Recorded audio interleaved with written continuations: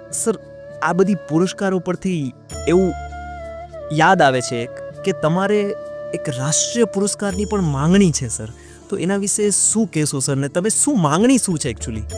રાષ્ટ્રપતિ એવોર્ડ માટે એટલા જો એવોર્ડ મને મળી ગયા હોય, જી સરકારને મારી એક નોંધ હું પહોંચાડું છું. 2017થી હું ઓનલાઈન કરું છું અને મારી ફાઇલ મોકલું છું.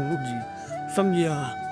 આજે હું સરકારનો એક હકદાર છું. મારી ઉંમર અત્યારે 80 વર્ષની છે. હવે મારી અપેક્ષા એક એ છે કે આ ઉંમરમાં એક રાષ્ટ્રપતિ એવોર્ડ મળી જાય તો મારી જિંદગીની એક તમન્ના મારી પૂરી થઈ જાય. પણ મને એટલું ખબર છે કે મોદી સાહેબ જે તખત ઉપર જે બેઠા છે આજે દિલ્હીના, સમજ્યા, એના કારણે જે વાત મારી પહોંચી જશે જી તો મને રાષ્ટ્રપતિ એવોર્ડ મને મળી જશે.